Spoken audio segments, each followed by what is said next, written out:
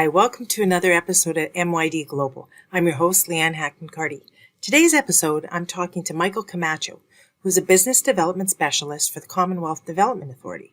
And for those of you who may not know where the Commonwealth Development Authority is out of, it's out of the island of Saipan, which is part of Micronesia in the Pacific Ocean. And in October of 2018, one of the strongest typhoons to ever hit the area hit that tiny island.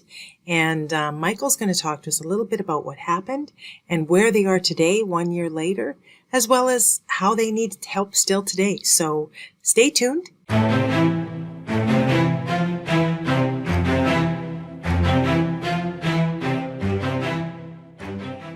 Hi, Michael. It's great to have you with us today. And I know I think we're about 12 hours different, but just want to welcome you to the show and just tell me a little bit about yourself.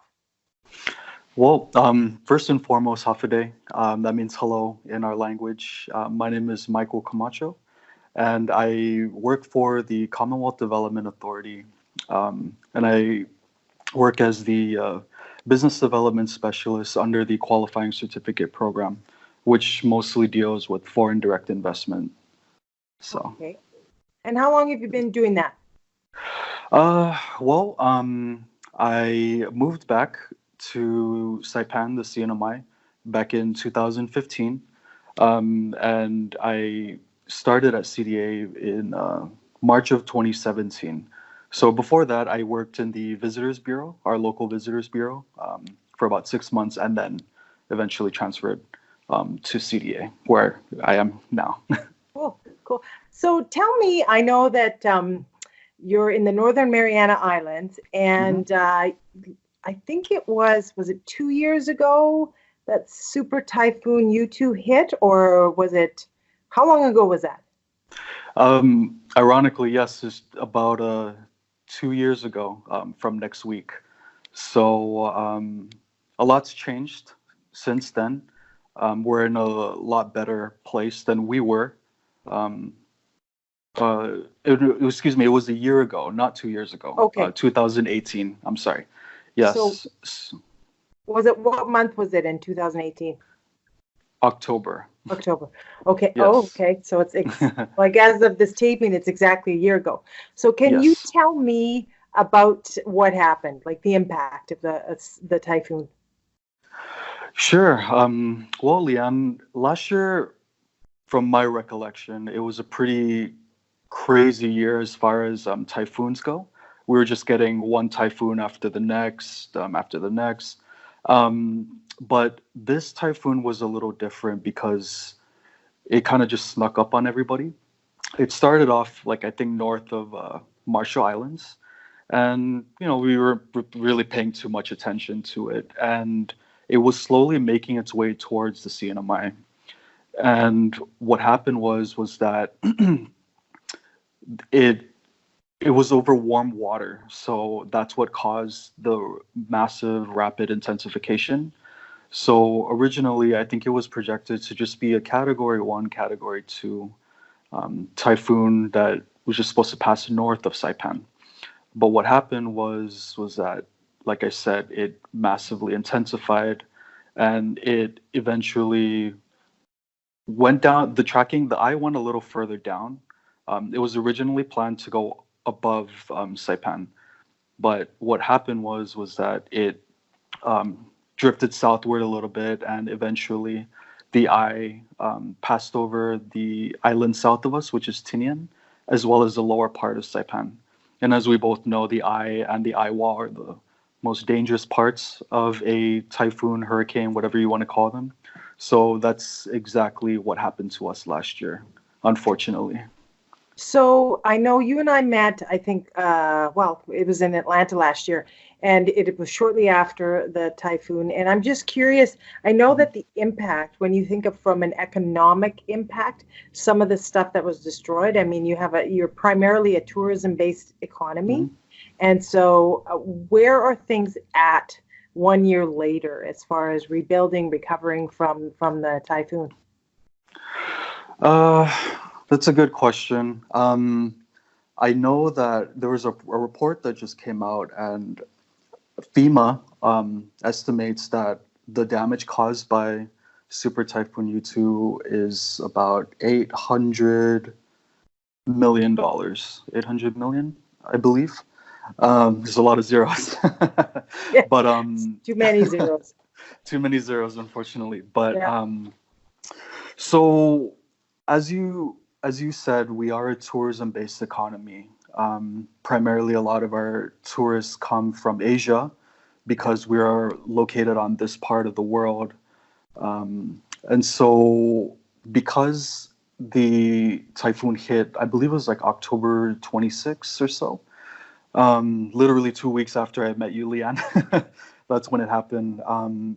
So because the airport is located on the southern part of Saipan, and it is the gateway to the Sinai, um, that got the airport got damaged really bad. We had to shut the airport down for about a month, and I believe we had an 88% decrease in arrivals for the month of November. Um, so on a fiscal year basis, the CNMI welcomed a little over 600,000 visitors for FY 2018, fiscal year 2018. So right when U2 happened, it was the beginning of FY 2019. So so we went from 32,108 visitors in October to 5,595 visitors in November. So that just goes to show how much of an impact a natural disaster can be to a small economy like ours, where yeah, we don't really have, um, I don't want to say tools, but we don't really have the options for diversification in some ways as maybe other islands do or other countries do, like Canada or the US, for instance. So the impacts have been really felt. And then on top of that, too, the CNMI was brought under the immigration law, meaning that we used to be able to control our immigration, and because we are a small community, we had an abundance of foreign labor.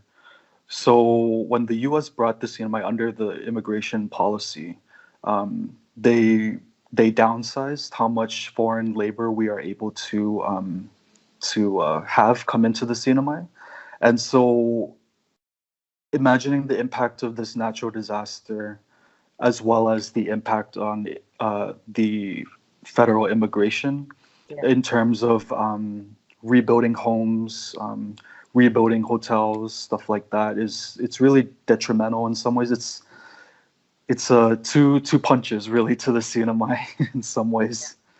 yeah.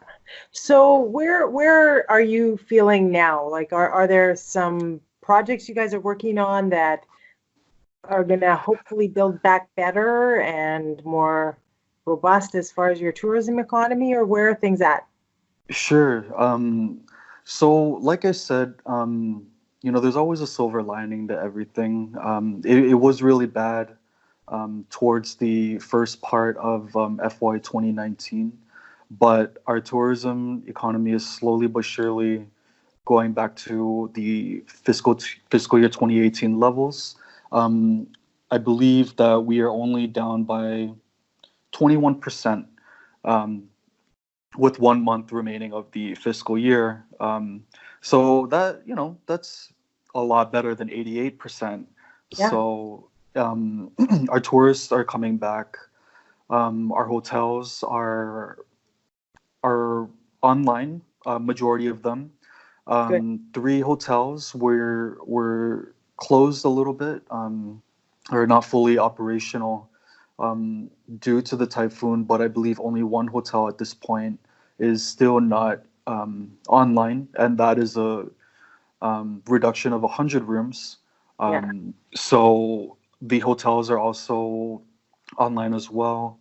I think the biggest thing now is our local residents. They really need the help. Um, I've been in touch with the Homeland Security, our local Homeland Security, and I yeah, believe that, let's see, around 2,376 tents were given out to residents who had their homes destroyed because of the typhoon. And I believe that FEMA has extended the real rebuilding of homes here in the CNMI to end on April of 2020.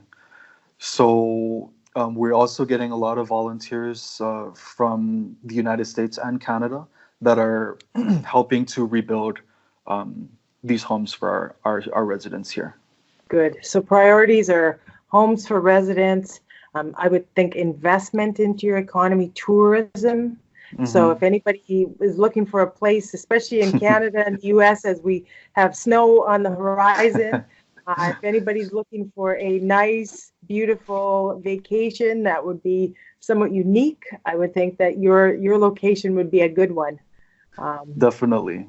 Especially yes, we are a little far away, but you know, it shouldn't matter. We have a lot of sun. But I mean, the routes, so say for Canada and the US, the routes would be into Japan or Korea. Where would they fly into? Well, there's a couple options. So from Canada, like let's say Calgary, so you could go to Seattle and then to Incheon, South Korea, and then to Saipan from there. Okay. So mainly it's from Incheon, South Korea, or Hong Kong International Airport, or Tokyo International Airport. Yes, Narita. Yeah. And you're technically considered a U.S. territory, would that be? Yeah, it's a little gets a little yeah, but essentially what happened was so after the war, the Americans liberated our islands from the Japanese, and we were turned into what's called the Trust Territory. So that made up of the Republic of the Marshall Islands, Federated States of Micronesia, Guam, and the Republic of Palau, and the Northern Mariana Islands. So they gave us a choice of whether or not we wanted to be under the U.S. or become our own country. So we, the CNMI, decided to be a Commonwealth under the United States. Okay. So a few others obviously chose to become countries, whereas Guam became a U.S. territory. Yeah. Okay. Well, that's awesome, Michael. And thank you. I know that there's a lot of people here. I'm at a conference right now where I met you last year, and I know a lot of people are thinking about you and hoping that everything's going well. And hopefully, I mean, I would love to come there one day and visit you myself and see what Saipan's all about. But it looks beautiful, and I know that you guys have been working hard on the recovery, and really it comes down to it's going to take some time, some money, and some tourists to come back and help rebuild, and hopefully you'll be back stronger and better than ever. So thank you. Yes. Wish you all the best. So thank you for taking the time today to talk to me, and I'll put some links in the video below in the description on ways people can help you to reach out to you, and hopefully we'll see you soon, and with a lot more dynamic tourism going on there. So thanks again for taking the time. Thank you, Leanne, for having me.